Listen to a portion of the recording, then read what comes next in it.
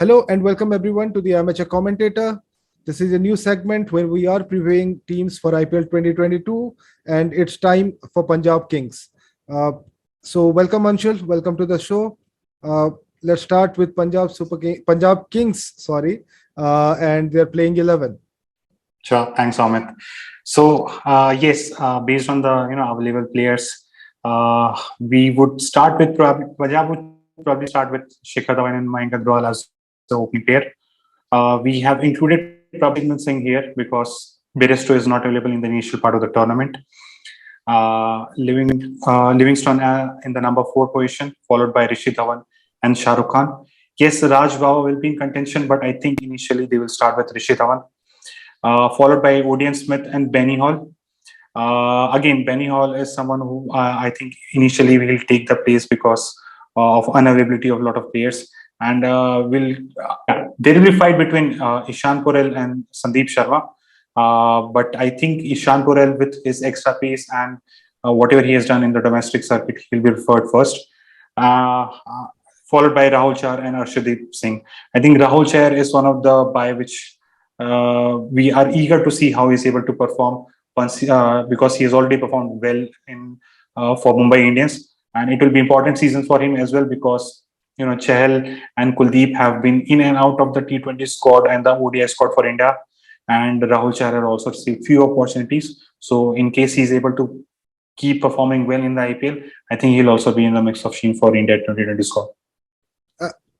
I think Rahul Chahar would be loving the opportunity to work with someone like Anil Kumble. I think Kumble has a lot to offer to Rahul Chahar, and this may be something that may propel him ahead of someone like Chahal, who is much more experienced than him.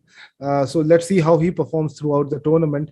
But Punjab's strength is their opening pair, or basically the top three when Jonny Bairstow is there. But since he is missing for the first few games, Shikhar Dhawan and Mayank Agrawal both have been consistent performers over the last few years. Dhawan has kind of found another wing in the last few years. The way he has been performing, he was always consistent, but his strike rates are also up, and it's a new team for him. He was in Delhi. He did well. Before that, he did well with Sunrisers Hyderabad. So this is an absolutely new team, but he would be relishing a chance to play for Punjab. He would be a fan favorite if we could actually have gotten spectators into the stadium and if we would have had matches in Mohali. But anyways, Dhawan has fan following everywhere. So Dhawan and Mayank Agrawal, I think, are a good pair. Pretty strong left-right combination. And I think Mayank, when he was playing with Rahul as well, he was the aggressor. He has got a good foil in Dhawan, and I'm expecting him to play really well. And with the added expectation from captaincy, I'm eagerly waiting to see Mayank's performance this season. Prabh Simran, I think we had to pick him because they needed a wicket keeper, and in the absence of Bairstow, he has done well in domestic cricket. He's a good player and a good wicket keeper. And I think it's time that this should be his breakout season. He has been in IPL for a few seasons now. He's still a young guy, good talent, and extremely good talent. So let's see how he does there at number 3. But the player I'm most excited among all the teams is actually Liam Livingston. I think this guy hits the ball as cleanly as Chris Gayle used to do. So English players are generally not rated that much. I mean, they're pretty good players, but they're not talked about. Let's not say rated, but they're not talked about a lot in T20 format, except for someone like Ben Stokes or Josh Butler. But I think Livingston is of that caliber, and he bowls as well. He brings in the off spin and leg spin element both. But I think he's a brilliant fielder. But it's going to be his batting, and he is one of the best hitters that I have seen, and I'm hoping to see a lot from him. The middle order of Dhawan and Shaharukh Khan, one performed pretty well in Vijay Hazare, the other performed pretty well in Ranji Trophy. Shaharukh Khan also performed well in Vijay Hazare, by the way. So Livingston, Dhawan, Shaharukh Khan, Odean Smith, Benny Hall, that's quite a strong all-round base that they have, We have seen Odean Smith also do well in with India. How do you see this all-rounder battle going? Because they have got a lot of options. Yes, they have a lot of options, but I would still say they do not have a lot of IPL experience. I would say, apart from Rishi Dhawan, traditionally, not a lot of English players have done well in IPL. So yes, Livingston is a very good option, but it will have to wait and see how he performs in wickets of Brevon, DY Patil, and Pune Stadium. I am expecting him to do well at least in Wankhede. We'll have to wait and watch in terms of how he's able to handle the spin element. When you have two quality spin bowlers bowling in the middle overs. But I'm very much eager to see how Shahrukh Khan performs. He has, scored quick runs in Ranji Trophy, and he's in a pretty decent form. But overall, I think their batting looks pretty good.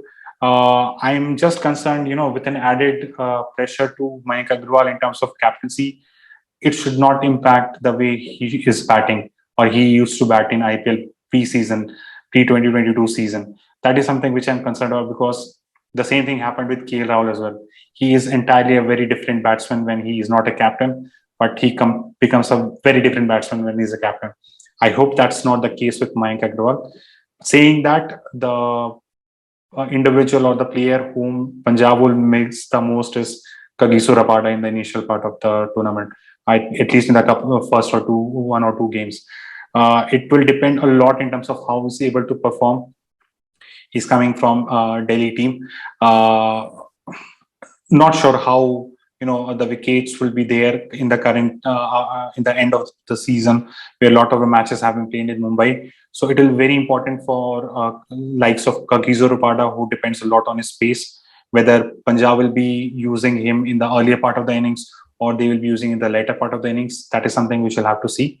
So I'm not sure too much in terms of they have out and outright strike bowler in terms of bowling, but they look pretty much heavy in terms of and good in terms of batting.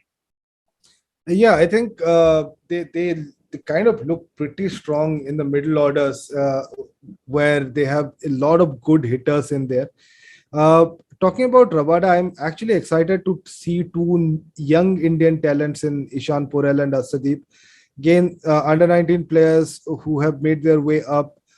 Ishan has been doing really well in Ranji Trophy for Bengal, and I think we actually saw what Arshdeep could do last couple of seasons. He has been a consistent performer for Punjab, and I'm hoping more from him. He also brings in the left arm angle, so that's also pretty important.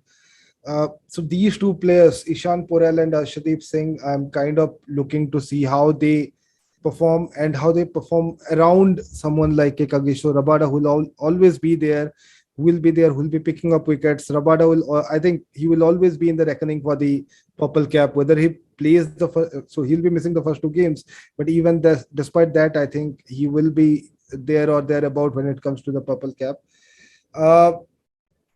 Apart from these, I think they have pretty much exhausted all their options. And once someone like Rabada and Bairstow comes in, that's going to be their team. I don't think I've seen the backups, and I am not confident that they have enough good backups after this. And if anyone from these gets injured in the first game, I think next game they may be in a bit of trouble. Except for, I guess, Raj Bawa, who is an under 19 player who has done well, who did well in under 19 years. He was kind of the MVP there.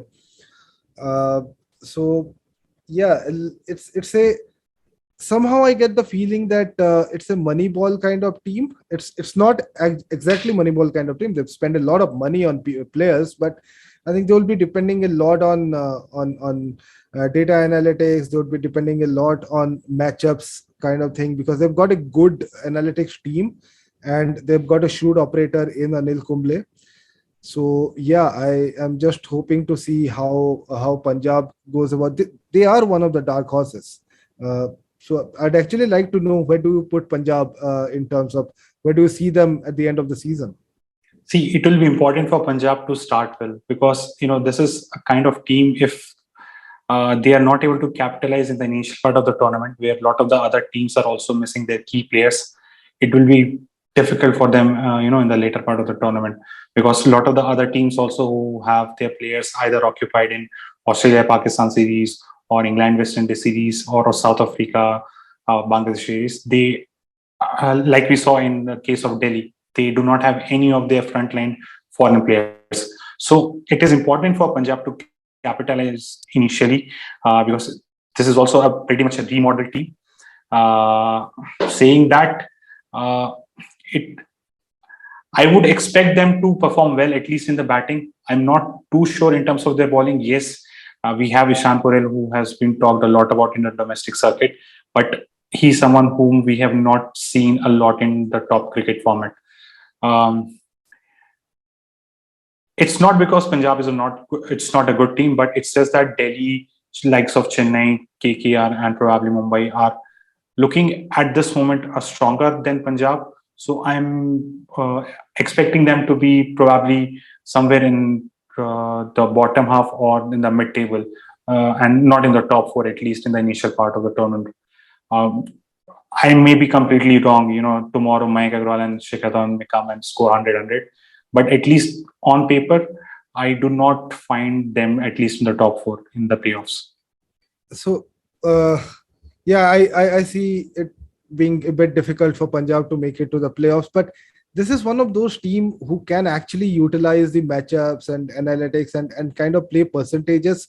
They have good boundary hitters, players like Shaharukh Khan and Livingston.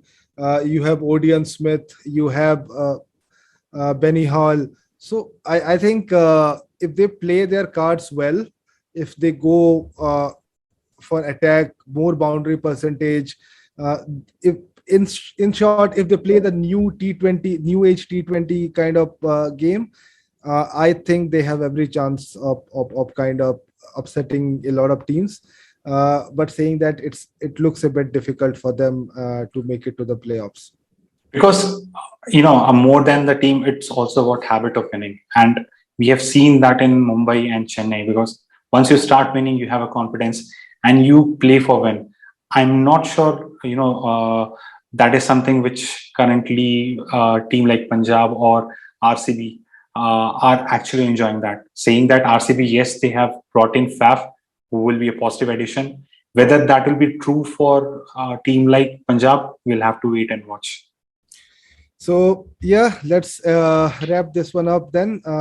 Both of us are saying that they may be struggling to get into the top four, but wishing them the best, hoping that we'll see some fireworks from their middle order. I think this is a very, very strong, hard-hitting middle order, if not experienced. So, yeah, let's see how they perform. Best of our wishes to Punjab. And we are closing this. Thank you all for watching. I would request you again to kindly like, share, and subscribe our content and write to us on how we can improve things. Thank you.